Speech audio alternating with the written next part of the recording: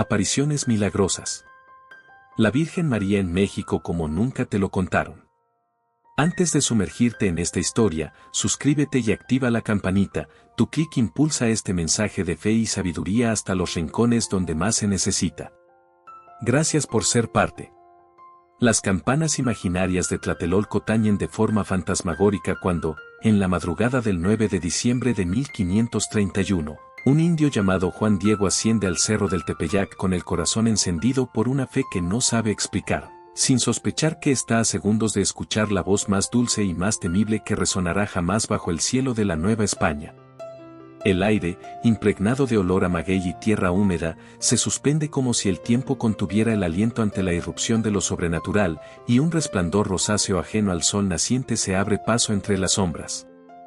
Ante sus ojos aparece una joven envuelta en un manto azul verdoso sembrado de estrellas latentes, quien se presenta como la perfecta siempre Virgen Santa María, Madre del Dios verdadero, y le ruega llevar al obispo Fray Juan de Zumárraga la petición de erigir un templo en aquel lugar. Con el alma temblorosa y los pies desnudos, Juan Diego desciende hacia la ciudad, consciente de portar un mensaje capaz de estremecer la rígida jerarquía colonial. Tras horas de espera bajo la mirada incrédula de los soldados españoles, el obispo escucha la increíble historia y, sin rechazarla por completo, exige una señal que corrobore su autenticidad. Abatido, el mensajero regresa al Tepeyac, pero la señora le sonríe con ternura prometiéndole pruebas irresistibles que disiparán toda duda. A la mañana siguiente, cuando su tío Juan Bernardino cae gravemente enfermo, Juan Diego decide rodear el cerro para buscar un confesor, temiendo que la misión celestial sacrifique a su familia. De repente, la Virgen lo intercepta en un sendero distinto, lo llama mi hijito amado y le asegura que su tío ya está sano, ordenándole cortar rosas de Castilla que brotan imposible e invernales sobre la cima pedregosa. El indígena recoge los capullos olorosos, los guarda en su humilde tilma de ayate y corre de nuevo hacia el palacio episcopal, mientras cada gota de rocío se torna espejo multicolor bajo el amanecer. Al desplegar la tilma ante Zumárraga, las flores caen como cascada perfumada y, en la áspera fibra, aparece la imagen de la Virgen de pie sobre una luna creciente, irradiando un fulgor sereno que fulmina cualquier escepticismo. El obispo y sus asistentes caen de rodillas, la noticia se propaga como incendio en rastrojo y, en cuestión de días, españoles y nahuas murmuran que el cielo ha firmado un pacto de misericordia con la tierra conquistada. La imagen, mezcla de rasgos indígenas y europeos, se convierte en un icono de mestizaje que reconcilia heridas abiertas. La ermita improvisada en el Tepeyac atrae ríos de peregrinos sedientos de consuelo. Los estudiosos descubren que los pigmentos no corresponden a materia terrenal conocida y que las estrellas del manto reflejan con exactitud el firmamento de esa misma madrugada, mientras oftalmólogos del futuro aseguran distinguir diminutas siluetas humanas en las pupilas de la Virgen. Décadas más tarde, insurgentes ondearán estandartes guadalupanos al grito de «Viva la Virgen de Guadalupe», y los científicos del siglo XX registrarán que la tela se mantiene a temperatura corporal, como si respirara vida. Hoy, la tilma custodiada tras cristal antibalas continúa exhalando un perfume floral inexplicable. Cada 12 de diciembre miles caminan descalzos, ofreciendo ampollas como pétalos vivos, y el eco de incontables Ave Marías envuelve la basílica como un río de luz inagotable. Así, la aparición de Guadalupe se alza no solo como milagro fundacional sino como corazón palpitante de la identidad mexicana, recordándole a cada peregrino que la misericordia florece incluso en el suelo más árido y que la Madre del Cielo sigue diciendo, no estoy yo aquí, que soy tu madre. La bruma del amanecer envuelve el altiplano jalisciense cuando un humilde cirquero, don Pedro Andrés, coloca sobre un improvisado tablado a su pequeña hija, Ana Lucía, para una acrobacia que promete algunas monedas y la efímera admiración del público de San Juan de los Lagos. Nadie imagina que, en cuestión de minutos, la algarabía de la feria se trocará en un silencio de luto, un salto fallido rompe el frágil cuerpo de la niña de 7 años, y un alarido corta el bullicio como navaja al viento. Ana Lucía yace inerte sobre la tierra polvorienta, sus ojos vidriosos mirando un cielo que parece no inmutarse. Su madre, María de la Paz, se desliza de rodillas entre el gentío, apretando contra el pecho el cuerpecito sin vida, mientras una multitud arracimada experimenta el escalofrío que provoca la muerte cuando irrumpe sin aviso. El alcalde pide un médico, pero el galeno más cercano se halla a leguas de distancia. los frailes franciscanos que misionan la región acuden y, tras un rápido examen, solo pueden dictaminar lo evidente: la niña ha exhalado su último suspiro. Entonces, una vendedora de velas señala con voz temblorosa la pequeña capilla donde se resguarda una imagen diminuta, tallada en pasta de caña de maíz, que los fieles llaman la Sigualpilli, la Señora Niña, una representación de la Virgen de la Inmaculada Concepción que ha viajado con los evangelizadores desde Michoacán. Cuentan que aquella efigie ha obrado consuelos misteriosos, aunque nada tan grande como devolver la vida. Sin embargo, la madre, aferrada a la esperanza como náufrago a un madero, decide llevar el cuerpecito a la capilla. 2 campesinos improvisan una camilla con mantas y la procesión espontánea avanza entre rezos nerviosos, mientras el sol trepa sin pudor sobre los campos de agave que rodean el caserío. Dentro del templo, el ambiente huele a cera y adobe húmedo, los rayos de luz que se cuelan por los resquicios tiñen el polvo de oro tenue. María de la Paz deposita a su hija bajo la mirada serena de la pequeña Virgen, cuyos ojos de almendra parecen compadecerse. Los presentes comienzan a orar en voz baja, susurrando letanías mezcladas con sollozos. Transcurren minutos que se sienten como siglos, hasta que un fraile, Fray Diego de la Magdalena, recuerda que en Michoacán los purépechas hablaban de aquella pasta milagrosa capaz de respirar la gracia de Dios. En un acto de fe audaz, limpia el rostro de la imagen con un lienzo y lo coloca sobre el pecho inerme de Ana Lucía, rogando que la pureza de María atraviese la frontera entre la muerte y la vida. Un silencio expectante se instala, tan denso que cada corazón late como tambor en procesión, nadie se atreve a parpadear por miedo a perderse lo imposible. De repente, un estertor sacude los labios de la niña y sus párpados tiemblan como alas de colibrí. Un hilo de aire invade sus pulmones y el color regresa a sus mejillas con la suavidad de un amanecer. El grito que sigue no es de horror sino de júbilo, la multitud rompe en lágrimas, vítores y cantos improvisados, hasta los más escépticos se arrodillan, abrumados por la certeza de haber presenciado algo que trasciende la lógica. Ana Lucía abre los ojos, mira a su madre y esboza una sonrisa débil, como quien regresa de un viaje cuya memoria aún arde en los huesos. María de la Paz abrazará toda la vida aquella frágil certeza de que el cielo escucha a quienes claman desde el abismo. La noticia recorre los caminos empedrados de la Nueva Galicia más rápido que cualquier pregonero. En Lagos, en Tepatitlán, en Guadalajara, se murmura que la Virgen de San Juan devuelve la vida y que su talla, tan pequeña que cabe en 2 manos, contiene un océano de misericordia. Peregrinos de todos los rincones comienzan a llegar con promesas colgadas al cuello, llevando exvotos rudimentarios hechos de latón, semillas o madera, cada uno narrando historias de peligros evitados y enfermedades sanadas. Los carreteros dibujan cruces en la tierra cuando pasan cerca del santuario, y las madres enseñan a sus hijos a saludar con el sombrero en gesto de respeto. La villa se transforma, los mercaderes amplían sus puestos, los hostales se multiplican y el murmullo de oraciones se mezcla con el canto de jarabes, porque en México la fe y la fiesta se hermanan sin recelo. Los cronistas coloniales escribirán que una nueva Jerusalén florece en el Bajío, y los obispos enviarán comisiones para investigar la autenticidad del prodigio.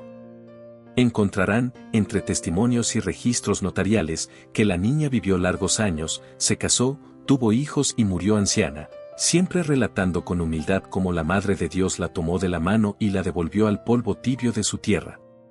Hoy, la Basílica de San Juan de los Lagos, coronada por torres que se alzan como plegarias de piedra, recibe millones de fieles cada año. Algunos avanzan de rodillas sobre el mármol ardiente, otros cargan réplicas de la imagen en madera de mezquite, y todos llevan en el alma la misma plegaria ancestral: que la Virgencita les regale un milagro, grande o pequeño, porque en el México profundo los límites entre lo posible y lo divino se desdibujan al compás de un rosario bien rezado. El recuerdo de aquella niña resucitada late en cada vela encendida, en cada pañuelo que seca lágrimas y en cada banda de mariachis que interpreta las mañanitas frente al altar, convencida de que la música, igual que la fe, puede rozar el umbral del cielo. Y cuando el atardecer pinta de rojo los campos de agave, muchos aseguran ver una silueta femenina recortada contra el horizonte, un manto azul estrellado que se balancea con el viento, recordando que, en San Juan de los Lagos, la muerte perdió una batalla y la esperanza decidió quedarse a vivir para siempre. El día se levanta perezoso sobre la Sierra Madre Occidental, pintando de azul profundo los barrancos que abrazan a Talpa de Allende. En los primeros compases de la aurora, un murmullo de pasos y rezos empieza a serpentear por los senderos empedrados. Son los peregrinos, hombres y mujeres que han caminado días enteros, algunos descalzos, otros con huaraches gastados, arrastrando promesas amarradas al corazón como si fueran lastres y alas al mismo tiempo. Cada sacudida de polvo en el camino lleva el eco de una historia personal, un padre que implora la salud de su hija, una viuda que ruega consuelo, un joven que busca fuerza para romper con el vicio. Nadie marcha solo, entre los pinos y encinos resuena un cántico antiguo, una letanía que acompasa el ritmo de los bastones golpeando la piedra. Saben que, en el santuario enclavado a unos 200 metros de altura, los espera la pequeña imagen de la Virgen del Rosario, aquella que, según cuentan, resucitó de su propia destrucción para derramar gracia sobre todo aquel que la visite con fe sincera. La leyenda se remonta a 1644, cuando una escultura de pasta de caña, ya ennegrecida por el tiempo y el humo de las veladoras, fue retirada del culto y enterrada, inútil, bajo un lecho de hojas secas. Tiempo después, dos humildes recolectoras de resina buscaban ocotes para encender sus fogones y, al remover el montón abandonado, encontraron la efigie completamente renovada, la madera carcomida lucía intacta, los colores brillaban con un fulgor recién pintado y los ojos de la Virgen parecían vivos, reflejando la sorpresa de las mujeres. El párroco del lugar, asombrado, mandó colocar la estatuita en el altar y desde entonces comenzó a gestarse una romería que, con los siglos, se convertiría en una de las manifestaciones de fe más multitudinarias de México. Aquel milagro de autorreparación late hoy en cada kilómetro recorrido por los talpenses temporales, peregrinos que se convierten en un río humano desde pueblos distantes como Ameca, Mascota o incluso Guadalajara. Muchos parten antes del amanecer para que la bruma cubra sus sudores y los ángeles, dicen, aparten las piedras puntiagudas del sendero. En las noches, las fogatas salpican la oscuridad como constelaciones domésticas y el silencio de la montaña se llena de guitarras que arrullan a los niños, mientras las abuelas descosen historias de apariciones y favores concedidos. Hay quien relata cómo la Virgen curó a su hijo de un veneno de alacrán en cuestión de horas. Otro muestra la cicatriz de un accidente que no dejó secuelas gracias a la promesa cumplida de llevar sobre los hombros un cirio de 5 kilos hasta la basílica. El camino se transforma en confesionario al aire libre, se comparten miedos, culpas y también chascarrillos que alivian el cansancio. El polvo, mezclado con sudor y lágrimas, forma en las mejillas surcos brillantes que el alba enjuga con su luz dorada. Al acercarse a Talpa, la senda se vuelve un túnel de bugambilias y olor a tamales recién hervidos. Los bordados de los huipiles refuerzan el arcoíris humano que desemboca en la explanada del santuario. Las campanas repican sin descanso, como si quisieran abrazar a cada romero en un tintinear de bienvenida. Dentro, la imagen diminuta, no mayor que un antebrazo, reposa en un nicho de cristal, rodeada de un enjambre de exvotos, placas metálicas con corazones, manos, ojos y espinitas de plata que narran, en relieve, la inmensa cartografía del dolor y la esperanza de un pueblo. Las paredes están cubiertas de fotografías amarillentas, muletas abandonadas, mechones de cabello y pequeñas cunas de madera que simbolizan a los niños nacidos contra todo pronóstico. Para muchos, dejar allí su objeto de gratitud equivale a soltar un peso invisible que los encorvaba. La Virgen observa todo con su rostro sereno, una sonrisa apenas insinuada que parece palpitar con la luz de las velas. En cada misa se alzan miles de voces y, cuando el sacerdote eleva el cáliz, el silencio se vuelve tan denso que podría cortarse con la mano. Hay quienes aseguran sentir un perfume tenue, mezcla de pino y nardo, que no proviene de flores terrenales. Otros afirman que, de madrugada, la estatuita gira apenas la cabeza hacia la puerta, como esperando al siguiente peregrino. Los científicos han intentado explicar la misteriosa restauración de 1644, hablan de reacciones químicas improbables, de pigmentos vegetales resistentes, pero incluso ellos admiten que ningún experimento reproduce el brillo intacto de la talla ni la fe inconmovible que provoca. Esa fe es la misma que impulsa, cada año, la llamada Ruta del Peregrino, 117 kilómetros de veredas agrestes que miles de personas recorren a pie durante la Semana Santa. El gobierno erigió miradores y capillas de arquitectura contemporánea para resguardar a los caminantes, pero la verdadera fortaleza brota en cada rosario murmurado y en cada canto que surca el aire frío de la madrugada. Cuando la romería culmina y los peregrinos emprenden el regreso, muchos tocan con sus manos el polvo del atrio y se persignan, como si quisieran llevarse un pedazo de aquel suelo sagrado incrustado en las palmas. Las promesas cumplidas se convierten en nuevas promesas: volveré el año próximo con mis hijos, regresaré de rodillas y sanas a mi madre. Así, la Virgen del Rosario en Talpa mantiene viva una cadena inquebrantable que enlaza generaciones, recordando que la fe, cuando camina, es capaz de mover montañas y curar heridas que la ciencia no nombra. En las noches siguientes, al reavivar la fogata en sus hogares, los romeros contarán cómo las estrellas parecían escoltarlos en lo alto de la sierra y cómo cada paso se sentía acompañado por una voz interior que repetía: no temas, aquí estoy. Porque en Talpa la esperanza tiene pies cansados, pero un corazón que late al compás de los misterios del Rosario, y su eco es un susurro que sigue llamando a los valientes dispuestos a andar para encontrar, entre la bruma y el canto del grillo, la certeza de que María camina junto a ellos. El valle de Tlaxcala duerme bajo una capa de ceniza y dolor cuando, en 1541, un terremoto implacable sacude la región y deja a su paso templos derrumbados, casas partidas como frutos maduros y, sobre todo, un miedo que se adhiere a la piel como hollín. A la tragedia se suma la sed, los manantiales se han secado y una fiebre invisible se propaga entre los sobrevivientes, devorando niños y ancianos con una sed que ni el llanto puede mitigar. En ese paisaje de ruinas vive Juan Diego Bernardino, indígena otomí, curtidor de pieles, quien carga en el pecho la angustia de ver a su pueblo consumirse sin remedio. Por las noches, su oración se reduce a un susurro ronco: Madre mía, no nos abandones. Una madrugada, mientras las últimas estrellas parpadean sobre el volcán La Malinche, Juan Diego camina hasta las laderas del río Zahuapan con la esperanza de hallar un hilo de agua. En la penumbra, el aire huele a carrizo quemado y a desesperanza, pero, de pronto, un resplandor dorado se abre como claraboya en el cielo, bañando los árboles de ocote que bordean la ribera con luz de amanecer que no pertenece a ningún sol.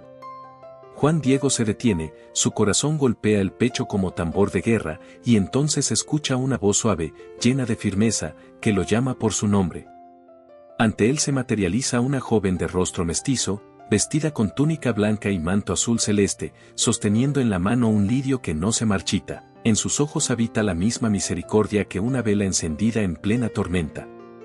La dama le indica que siga la luminosidad que emana de su paso, lo guía hacia un hueco entre los ocotes retorcidos, donde sus pies descalzos rozan la corteza agrietada. Allí, con un gesto apenas perceptible, toca la tierra, y al instante brota un manantial cristalino que se derrama con ímpetu, como si hubiese esperado siglos para desbordarse. El agua burbujea y forma un arroyo que canta sobre las piedras, mientras un perfume a rosas recién cortadas impregna el aire frío de la madrugada. Boquiabierto, Juan Diego bebe y siente el líquido descender por su garganta como caricia ardiente, una vitalidad nueva recorre su cuerpo y, sin saber cómo, las llagas de sus manos, abiertas por el curtido del cuero, cicatrizan ante sus ojos. La Virgen le sonríe, inclinando ligeramente la cabeza, y le pide que comunique al pueblo y al fraile franciscano de la parroquia que aquel manantial sanará a todos los que se acerquen con fe. Antes de desvanecerse, deja impreso en la corteza húmeda de un ocote el contorno de su figura, un relieve que brilla con destellos dorados. Juan Diego corre entre mezcla de llanto y risa, su camisa empapada tanto de agua como de lágrimas, y despierta a sus vecinos golpeando las puertas de madera: el cielo nos ha dado agua viva.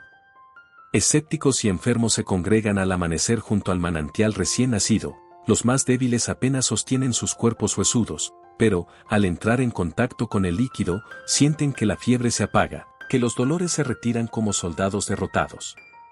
Al mediodía, el rumor del milagro llega a Fray Juan de Torquemada, quien acude con un cántaro de cerámica y, tras probar el agua, cae de rodillas y entona un Te Deum que las colinas devuelven multiplicado. Los frailes registran en actas el suceso, describiendo cómo los árboles de ocote, hasta entonces ennegrecidos por la sequía, lucen hojas verdes y exhalan un aroma resinoso que recuerda a la noche de Navidad.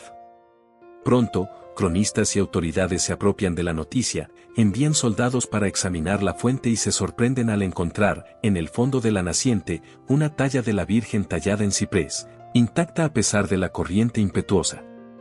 La colocan en una humilde ermita de adobe, y cada tarde la imagen resplandece con pequeños destellos que parecen latidos de luz.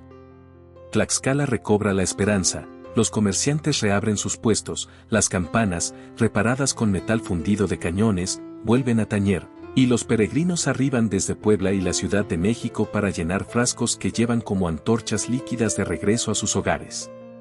La ermita original se eleva con muros de cantera y se convierte en santuario. Los exvotos comienzan a cubrir sus paredes, recitando en placas de latón los favores concedidos: me libró del tifo, salvó a mis hijos del hambre, sanó mi corazón quebrado.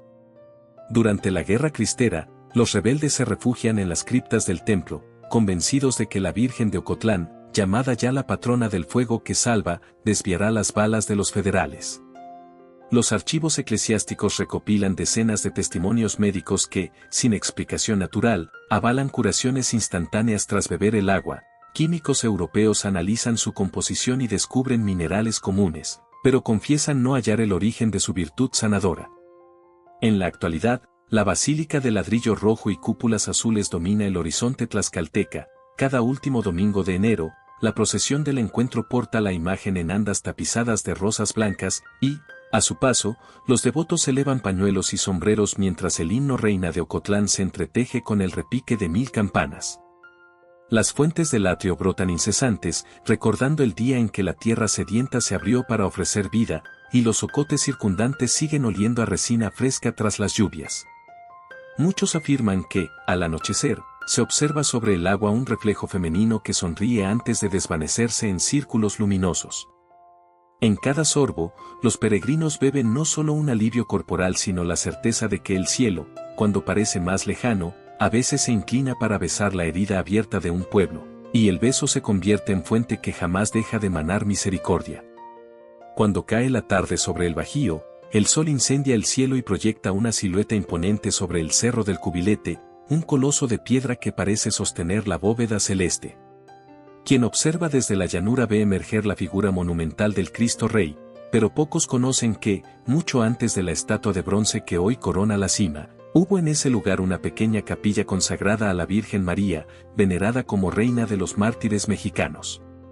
Era 1914 y la revolución aún rugía en todo el país cuando un puñado de campesinos de Silao y Guanajuato erigió un humilde santuario de adobe y tejamanil, coronado por una cruz de madera y por una imagen de la Madre de Dios que miraba al valle con ternura y firmeza.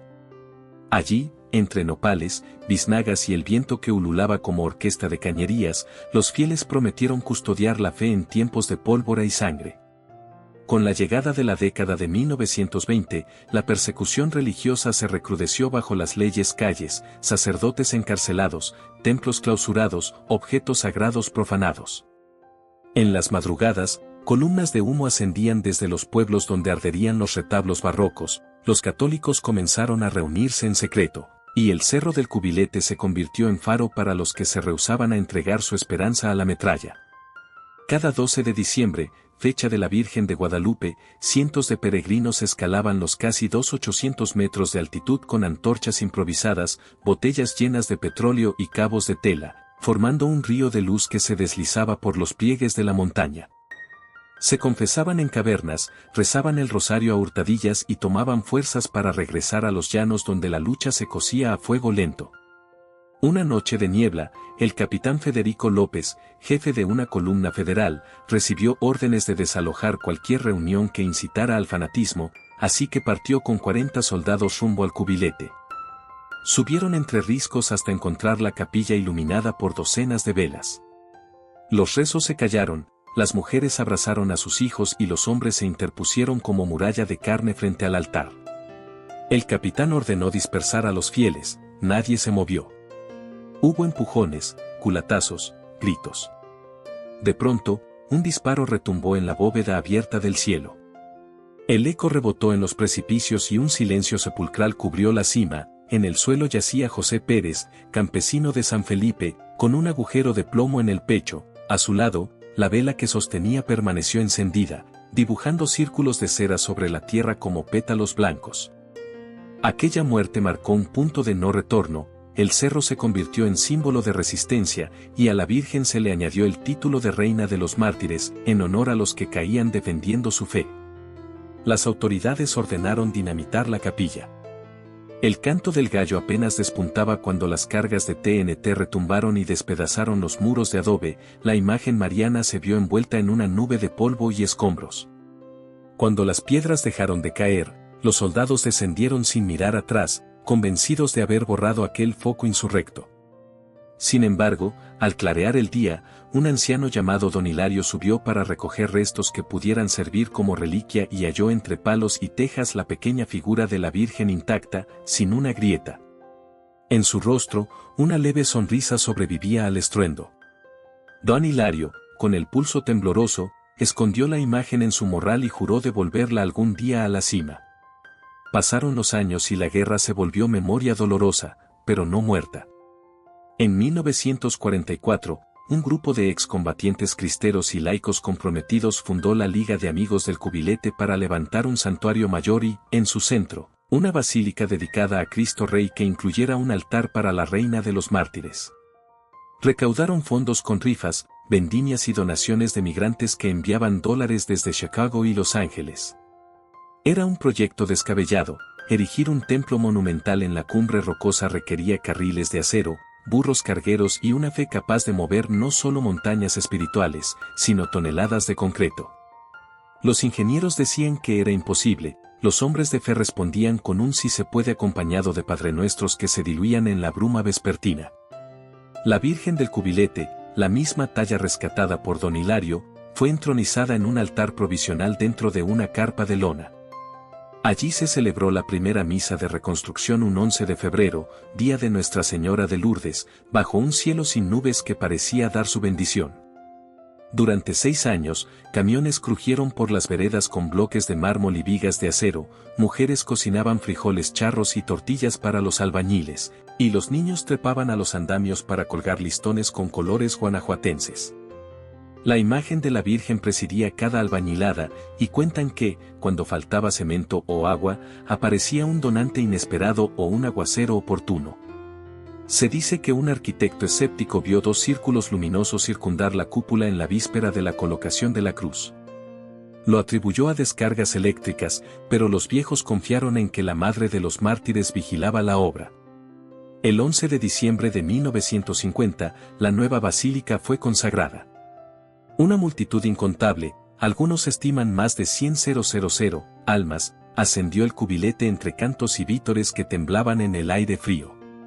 A mediodía, el obispo de León colocó la figura de Cristo Rey en la cúpula y, en el altar lateral, se reinstaló la Virgen del Cubilete. Al verla alzada de nuevo, los sobrevivientes de la persecución rompieron en llanto, cada lágrima traía el nombre de algún compañero caído. Los periódicos nacionales hablaron de una nueva Jerusalén en el corazón de México, la radio transmitió en vivo y el eco de las campanas cruzó todo el Bajío como bandera sonora. Hoy, la Reina de los Mártires sigue allí, en un nicho recubierto de ónix y oro pálido. A su alrededor palpitan millares de placas, gracias por salvar a mi hijo del secuestro, por la conversión de mi esposo, por mi libertad tras el terremoto de 2017. Cada 21 de noviembre, víspera de Cristo Rey, caravanas de motociclistas, ciclistas y corredores se lanzan desde León, Irapuato y Salamanca, llevando antorchas cuya llama flamea frente al viento de la meseta. Cuando la noche cae, se enciende una gigantesca cruz de neón en lo alto del santuario que ilumina el valle como un faro, y los peregrinos responden disparando cohetes festivos cuyos destellos dibujan, por un instante, un cielo incendiado de júbilo. En ese brillo efímero, muchos aseguran ver un rostro femenino que sonríe y bendice. En tiempos de desasosiego, el cubilete se convierte en refugio de almas cansadas, jóvenes confundidos, padres endeudados, ancianos solos. Al hincarse frente a la Reina de los Mártires, sienten que sus miedos se fragmentan como la capilla antigua convertida en polvo, y que, igual que la imagen intacta, su capacidad de amar sigue indemne bajo los escombros de la historia. Porque en lo alto de la montaña, donde el aire duele de tan limpio y la distancia con las nubes es apenas un suspiro, la Virgen de Cubilete recuerda que la fe no muere con los templos de adobe ni con los decretos de los poderosos, se hace semilla en el corazón de los que creen, florece en medio del polvo, y, con cada mártir, se alza más alta, como un himno que el viento nunca logrará acallar.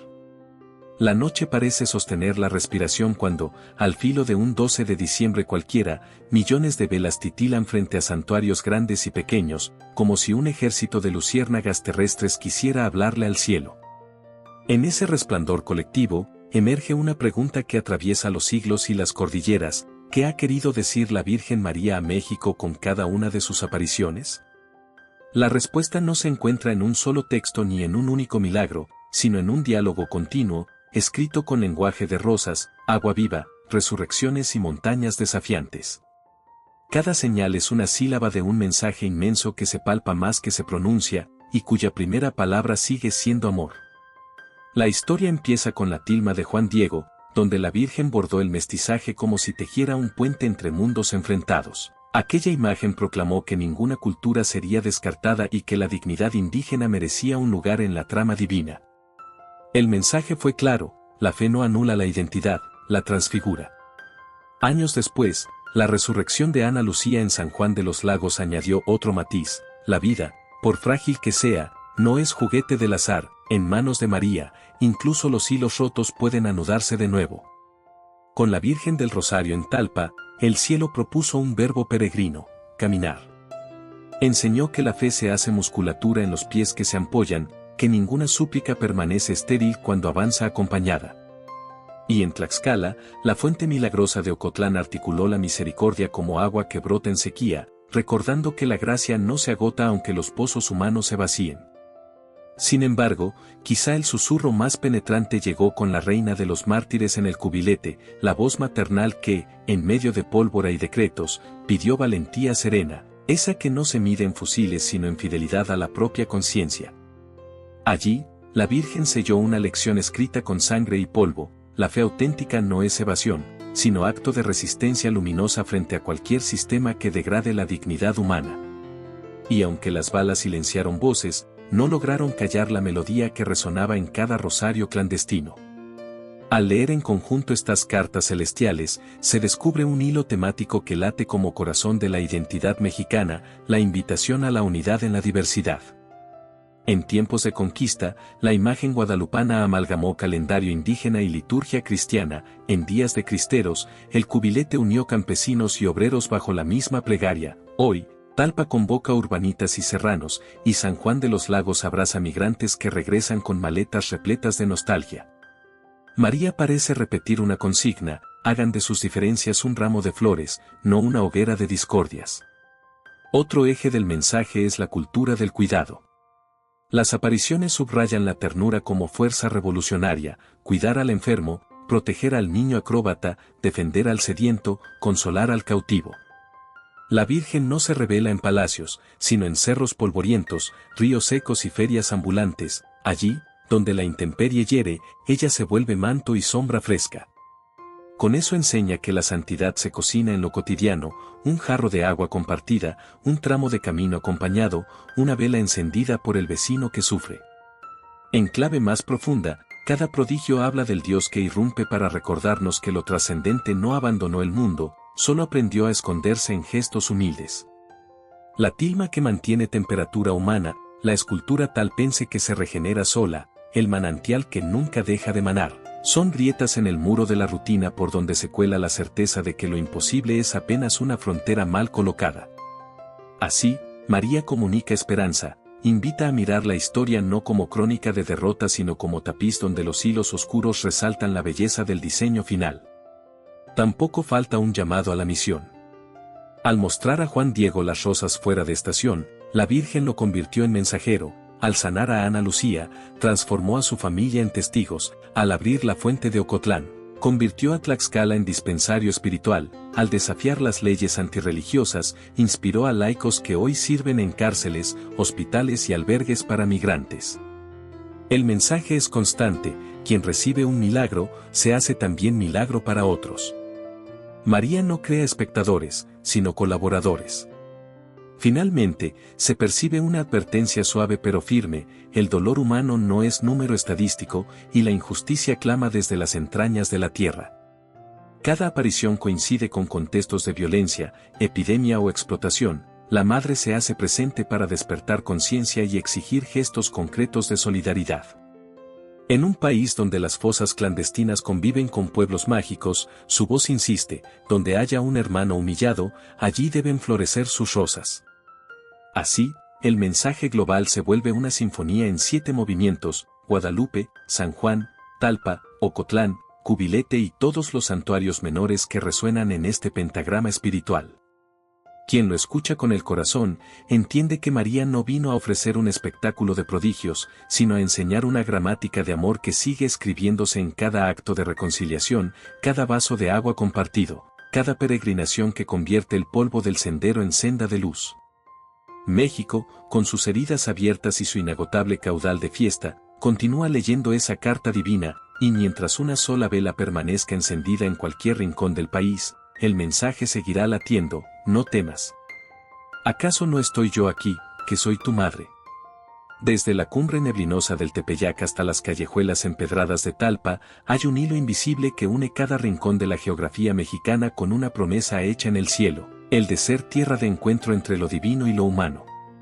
Para descifrar por qué fue justamente México el escenario predilecto de tantas apariciones marianas, hay que bajar la mirada hasta el subsuelo volcánico donde laten minas de plata, obsidiana y jade, y al mismo tiempo alzar los ojos al mosaico de constelaciones que inspiró los calendarios de los antiguos astrónomos mexicas. En ese cruce de abismos y galaxias habita un carácter telúrico único, una mezcla de fragilidad y fervor que convirtió al pueblo mexicano en arpa cuyos hilos vibran con la más leve caricia del misterio. Desde tiempos prehispánicos, la Madre Tierra fue venerada como principio de vida, y no es casual que la Virgen de Guadalupe apareciera precisamente de pie sobre la luna creciente, símbolo de los dioses femeninos, ni que su manto portara estrellas que dialogan con la piedra del sol.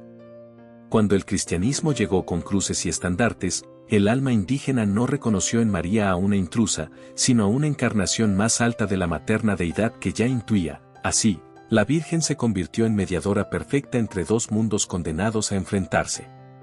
Pero la elección no se explica solo por afinidad simbólica, se gesta también en la historia de sufrimiento y resistencia que caracteriza a este territorio.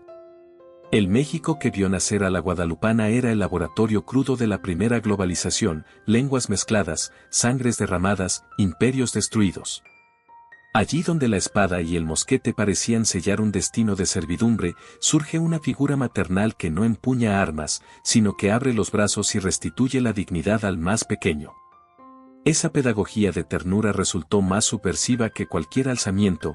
Millones abrazaron la fe católica no por la fuerza, sino por la promesa de que Dios hablaba náhuatl y entendía su historia.